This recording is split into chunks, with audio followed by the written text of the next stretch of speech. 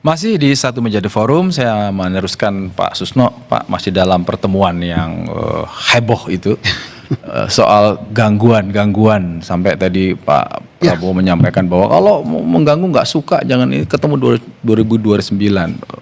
Dalam pembicaraan itu ada nggak yang singkat aja Pak yang banyak ini yang mengganggu, ingin menggagalkan program? Ada. Oh, jelas bukan ada yang akan tapi sudah. Sudah. Karena beliau punya mata dan telinga yang tajam sekali. Disebut nggak Pak siapa Pak itu yang ganggu? Contohnya pada 25 Agustus yang panjangan, beliau tahu siapa yang bermain di situ, siapa yang biayai, tapi mungkin tidak tepat kalau sampai sini. Oh, Pak Susno tahu sebetulnya? Bukan saya yang tahu, beliau yang tahu. Dan beliau ngasih tahu kita. Disampaikan. Sampaikan. Kemudian terakhir saat kita pertemuan kemarin itu, ini ada yang mau mengganggu di bidang ekonomi. Saham kita dianjlokkan sekian. Gangguan di bidang ekonomi ini kan luar biasa. Endingnya kan ganggu pemerintahan Prabowo Gibran kan. Tapi saya sudah minta ini supaya untuk begini-begini. Dan belum sampai 2 jam kita ngobrol itu dia dapat telepon. Nah, kalau tidak mau mundur saya begini kan. Ya itu. Jadi peristiwa mundurnya. Iya, itu bukan pahlawan pokok dia bertanggung jawab, bukan itu. Sebenarnya artinya ada perintah dari presiden. Ya, beliau udah tahu kenapa saham anjlok sampai sedemikian dalam hitungan berapa hari ya, kan sampai seminggu ya. Saham sampai anjlok hampir 60% jatuhnya. Dan indeks kita jatuh sekali. Kepercayaan luar negeri terhadap saham kita berapa ribu triliun itu yang pulang. Pak Susno, sebelum saya ke Bung Kodari, saya ingin itulah gangguan. Jadi banyak sekali diceritakan gangguan-gangguan. Saya ingin memastikan Pak Susno dan kawan-kawan, terutama Pak Susno sendiri akan terus tetap kritis, memberikan masukan, memberikan ide-ide yang baik, memberikan masukan-masukan yang kritis kepada pemerintahan Prabowo. Kalau kami lebih tepat kepada memberikan masukan ya, bukan mengkritisi, karena lebih paham beliau, karena beliau punya data banyak. Tapi kita misalnya memberikan masukan. Oh, MBG itu misalnya di dalam podcast kita masukkan, alangkah baiknya kalau ke sekolah. Ternyata setelah mendengar penjelasan beliau kemarin, MBG itu 1,5 juta lapangan kerja terbuka, belum multiple effect dari ekonomi. Kalau itu dipindahkan ke sini, 1,5 juta tenaga kerja yang dibuka MBG ini akan terjadi begitu. Nah, tentang MBG yang belum 100% benar, biar berproses dan Pak Susno dan kawan-kawan tetap akan mengawasi.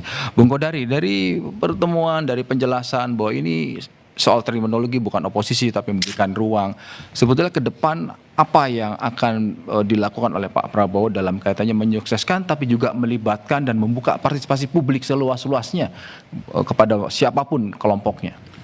Pak Prabowo itu kan ingin agar bangsa ini menjadi bangsa yang besar, bangsa yang maju, dan itu dimulai dengan mengidentifikasi permasalahan-permasalahan yang ada. Nah, banyak sekali permasalahan-permasalahan yang sangat mendasar yang ditemukan oleh Pak Prabowo, dan pada hari ini beliau konfrontasi, garis miring beliau hadapi.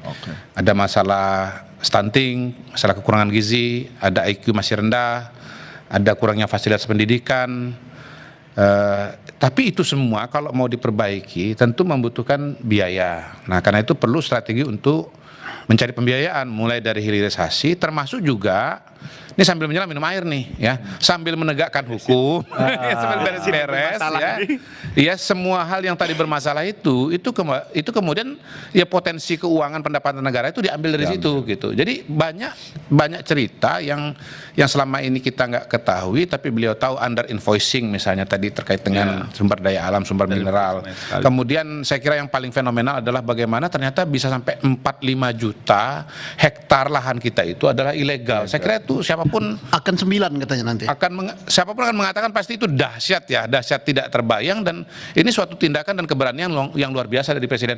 Dan bayangkan betapa besar uang yang bisa diperoleh negara dan bisa disalurkan untuk program-program kesejahteraan rakyat dari hasil sitaan itu. Itu, Mas. Dan untuk itu kan butuh dukungan semua. Ya, dan itu kemudian dijelaskan ya. Misalnya Pak Said Didu sering mengkritik, ini kita harus mengkoreksi adanya penyalahgunaan di sumber daya alam gitu.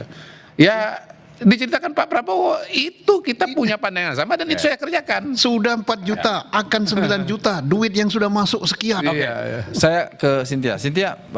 PD Perjuangan kan sampai hari ini masih tetap, yang saya dengarkan bahkan 4 menteri bahkan ditawarin, tapi tetap posisinya ada di luar, penyeimbang.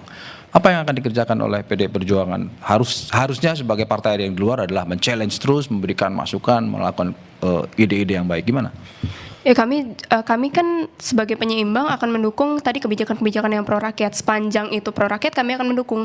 Namun kalau ternyata program-programnya merugikan rakyat, ya kami akan berdiri di garda terdepan untuk kemudian men-challenge program tersebut. Karena kalau kita lihat dari tadi kan sudah dibahas beberapa hal, contoh dari yang tokoh-tokoh kritis tadi. Dan sampai hari ini pun tadi kalau misalkan konteksnya adalah reformasi hukum, memang kita membutuhkan reformasi hukum, di mana sekarang indeks persepsi korupsi ini kan makin menurun gitu, dan sekarang banyak juga orang-orang yang sudah tidak percaya hukum lagi karena hukum dianggap sebagai alat represif, di mana kebijakan pers misalnya masih kurang. Terus juga ada teman-teman aktivis kita yang kemudian masih mendekam gitu. Dan ini bagaimana caranya kita menjamin kebebasan berekspresi, dan saya harap ini sudah masuk dalam agenda tadi karena kan juga dibahas tentang reformasi hukum tadi. Kami juga mendukung tentang tadi sumber daya alam karena memang PDIP sendiri mengedepankan politik ekologis gitu. Jadi bencana alam yang saat ini terjadi itu juga hasil dari bertahun-tahun adanya kerusakan ekologis yang disebabkan oleh berbagai tindakan dari oknum misalnya, terus juga dari kelemahan hukum kita, terus juga kita butuh penanggulangan yang cepat. Terus terakhir juga kalau kita lihat dari kebijakan misalkan luar negerinya, kalau nggak salah Board of Peace juga kemarin dibahas ya Pak. Jadi gimana caranya kita juga memastikan bahwa masuknya Indonesia ke dalam Board of Peace ini tidak bertentangan dengan tujuan Indonesia yang mana ada di pembukaan alinea keempat Undang-Undang Dasar Negara Republik Indonesia dan juga semangat KAA. Dan ketika semua hasil diskusi tersebut juga tindak lanjutnya nanti pro rakyat, ya kami akan mendukung karena itu dia tadi kami posisinya sebagai penyeimbang. Jadi bukan oposisi yang apa-apa yang dikerjakan pemerintah itu salah, bagi kami tidak. Sepanjang itu pro rakyat ya kami dukung gitu. Dan sejauh ini banyak mendukungnya? Sejauh ini kalau misalkan itu adalah hal-hal yang positif seperti tadi pertemuan tokoh, ya kami dukung gitu. Oke.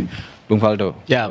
PSI tadi bilang kesepian. Kesepian apa nih? Kesepian karena ada teman atau gimana? Enggak. Debat Oh, konteksnya debat. jangan Oh iya, enggak potong-potong, memastikan Yogi. dulu. Makanya memastikan kesepian Satu lawan sendirian. tiga kadang-kadang.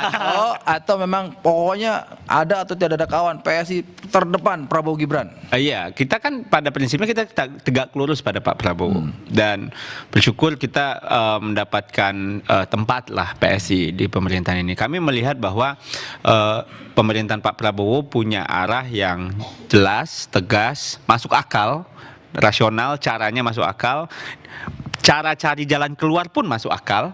Ya kan, karena kan ruwetnya persoalan Republik ini kan mungkin nggak segampang seperti kita bicara hari ini. Apa yang dihadapi oleh Pak Presiden Prabowo tentunya bukan persoalan yang mudah. Nah, oleh karena itu kami kira dalam konteks PSI, di acara internal PSI, ya kami cuma ya doakanlah ini partai ini, doakan Pak Jokowi juga sehat, doakan Mas Kaisang juga sehat gitu. Karena kan suka nggak suka tentunya hadirnya partai politik, terutama partai politik yang belum masuk ke parlemen, mudah-mudahan akan memberikan warna baru nanti di parlemen nanti gitu.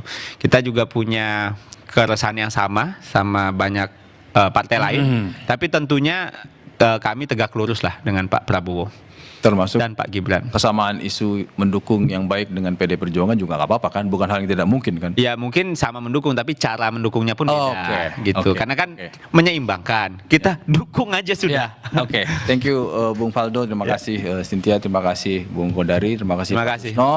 Kita tahu persis kompleksitas yang dihadapi oleh bangsa ini. Kita harus bersatu, kita harus tetap menjalankan dengan baik, profesional, tanpa mengenyampingkan prinsip dasar demokrasi. Demikian satu meja The Forum malam ini. Saya Yogi Nugraha, terima kasih dan sampai jumpa.